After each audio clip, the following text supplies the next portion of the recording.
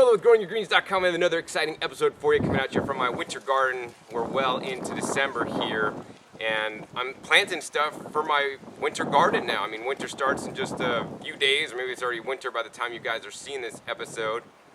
But I'm going to be planting out my winter garden now. And you know, just recently I've been traveling a bunch, and I saw people, you know, and all over the place. And I saw a guy at the farmer's market yesterday, and he's like, "John, I grew my first garden this year because of you," and all this stuff. And I'm like, "Well, what are you growing now?" He's like, "Oh, taking the winter off. You can't grow in the winter." I'm like, "No, this is the best time to plant stuff, man. You get less pest pressures and stuff because it's so cold. Like, you freeze outside, guess what? So do the bugs." It's the best time to grow. Now, you can't grow the cool summer stuff, peppers, you know, cucumbers, tomatoes, but you could grow the leafy greens. And after all, my channel is called Growing Your Greens, and it's called Growing Your Greens for a reason, because I want you guys to eat your leafy green vegetables. They're probably one of the most important foods on the entire planet that most Americans are simply just not eating enough of. The per capita consumption of kale, that's like how much kale a person eats in a whole year.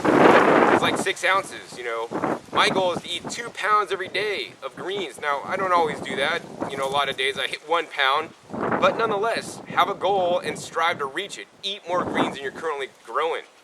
And besides just planting all these guys out, which I'm not even going to tell you guys what they are yet, I'm going to come back at that. You know, because if you got to buy plant starts, that's a hassle. But I want to share with you guys some seeds that you can literally just throw out in your garden, in your yard, and they will grow in the winter time. Because that's what's happening here. I've grown crops in the past, and they reseeded, and they're coming up on their own without me having to have intervention and bring in plant starts. So I could literally have free food they don't have to do nothing for. And this to me is like the smartest kind of food to grow. So let me go ahead and give you guys a tour of my garden, what's kind of coming up, sprouting in seedling form right now, even in December, you know, and show you guys. So if you live like California in a climate where it doesn't like get snow, all these things will work. Now, even if you guys, "But John, I live in the snow, man, I can't grow stuff." No, you can grow stuff. Inside you can grow sprouts and microgreens, and outside if you get like a hoop house, double hoop house, you could grow, you know, more cold tolerant crops like cold crops, you know, leeks and broccoli and kale and cabbage. These things will grow great in a hoop house, even if it's snowing outside. And I have videos on how to do that specifically.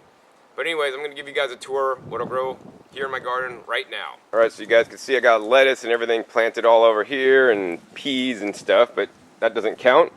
Of course, we got some weeds that I got to pull up right there. You could probably eat those. I wouldn't necessarily recommend it. But dandelions, I don't know if I could find any to show you guys. Dandelions will grow easily right now. But I want to show you these guys. Over here, this guy right here is known as miner's lettuce. And this is what the miners came when they came to California, and they just ate this stuff. Now, this stuff only grows in the winter. It doesn't like to grow when it's too hot outside. It came up on its own.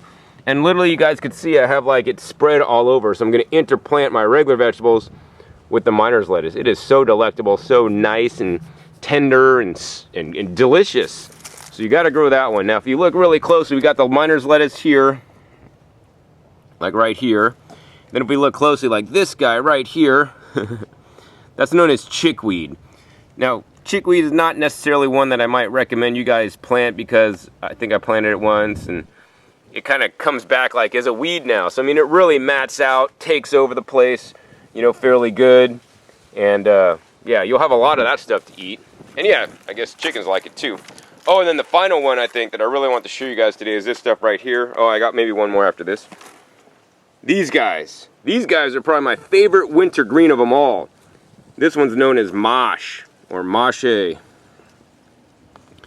And this one also does, this reseeded on its own. So I didn't plant this. I planted a couple years ago, and you know, then kind of like I didn't plant it, and then they like reseeded on their own, and I got like all these little babies coming up all over the place. And I don't know which one of these, if it's like moshe, chickweed, or the miner's lettuce coming up, but I'll know when they're bigger. So I'm just going to basically interplant around these guys, and I'm going to have a whole bunch of food growing. Now, once again, you know, I want to let you guys know, these are the ones I didn't plant. These came up on their own as a weed. And a weed that you could eat is a good weed, for sure. All right, so last one I want to show you guys. Let me see. Let me head over here. There's the tripod stand. Oh, don't get one of these tripods, man. It's called the Dolka Pro line with these snap clips. They suck, dude. I've broken them on every single tripod that I've had. You know, so anyways, another one that's just sprouting on their own. You guys could see their little babies right here. of course, this is my Ashitaba. So now's the time it's actually starting to emerge from the ground, and they're just little babies all spread out over here. And you know, they don't germinate as high of a rate as like the other ones I shared with you guys, so you might want to do the other ones first. But these guys will grow like they're biennials, and then, you know, after the end of that, they're going to get tall like this, and they're going to go to seed. And these guys are going to drop seed soon, and that's how the seeds got in this bed here, because this bed next to it makes the seeds, they drop, and then they come up. So now I'm going to share with you guys actually the plant starts that I'm planting out right about now. And even in the winter time, you know, even if it does get down to 28 degrees, 25 degrees, you know, overnight, we don't really get snow here, and it might frost overnight, but then it heats up in the daytime. And so what I'm planting are some plants that have built-in antifreeze. And all these plants that I'll be sharing with you guys today have built-in antifreeze, and some are more cold tolerant than others. So for my climate here, all these guys do great. I've been growing them for years. But if you live in a more, you know, climate that gets colder, you may want to just find the varieties that work for you. So check with your local master gardeners or other gardeners that have been growing stuff. And of course, there are ways to protect your plants. I have an episode using the plant protectors last year, and that'll, you know, allow you to grow things when you normally couldn't. So the things that I'm growing currently are, or will be planting today. I got some onions, so I like to grow the onions and the garlic over the winter time. You know, they grow a little bit slower, but it's a good use of my space because some of the garlic and onions I grow will basically last 6 months or a year until the next harvest I get. So we got some, I think, red onions here. We got some red Russian kale. I like the kale. The kale, the red Russian and the dinosaur kale generally do the best for me. We got some Portuguese kale right here, and we got some Romanesco right here. So these are all brassica family plants other than the onions. Over here we got a whole flat of the sugar snap peas, snow peas, and shell peas. So these guys I like to grow, I don't know if you guys saw, but up my trellis, because, you know, up in the summer I grow like cucumbers up it, or beans, and then in the winter I like to grow these guys. So make the use of your vertical space, and it's hard to find good crops that grow vertically in the winter when it gets cold. If you have any suggestions for me besides the peas I'm growing, hey, post a link down below. And thanks for that. And then I got another flat here, and this flat has lettuce and spinach and some arugula. And then the next flat, I think I got some more of the Portuguese kale and the bok choy. And then finally, we got, I believe we got some cauliflower, some lettuce, and then more of the peas to grow up my trellis. So yeah, I got 160 plants here. That's my job for today, to get these guys in the ground here. I prepared the bed, it's basically topped off. I just gotta put them in there, and then the cool thing is about the winter, because it does rain so much, I could literally almost turn off the irrigation. And with the Green IQ controller, it knows when it rains, so then it doesn't water. So that's really cool. I'm saving water by having a smart irrigation system that's tapped into the internet that knows the weather.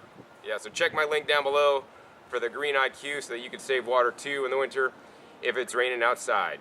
So yeah, that's pretty much what I got to do today. I want to encourage you guys to always, always, always, look, the sun's shining, it's nice in the 50s today, and I know a lot of you guys are snowed out or something, but if it's nice outside, if it's comfortable for you, the plants could make it too, right?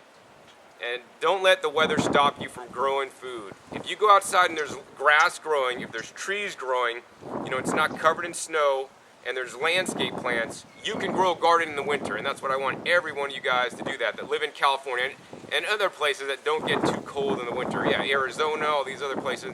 I think it's really sad that the standard gardener model is you take the winters off. BS. We need to eat every day of the year, and you guys should be growing food every day of the year. And even if you're inside sprouts and microgreens, I'll post links down below to a video where I explain how to do it. Right? So hope you guys enjoyed this episode. If you did, hey, please give me a thumbs up to let me know. Also be sure to check my past episodes. I have over 1,100 episodes now, teaching you guys all aspects of growing your own food at home. I go on many different visits to different places and show you guys all kinds of stuff you will not see literally on any other YouTube channel. I get around more than anybody else I know. And also be sure to click that subscribe button. You never know where I'm going to show up. I might even be showing up at your house and say, hey, can I make a video at your place? But yeah, click the subscribe button to be notified of all my new and upcoming episodes so you don't miss out on some of my cool, exciting content that I have coming out every 3 to 4 days. So once again, my name is John Kohler with growingyourgreens.com. We'll see you next time, and until then, remember, keep on growing. All right, this is John I'm Colo with growingyourgreens.com. Today another exciting episode for you, and today's episode is a happy one, but also a sad one actually. It's how compost saved my life. So I'm gonna just basically tell you guys a story.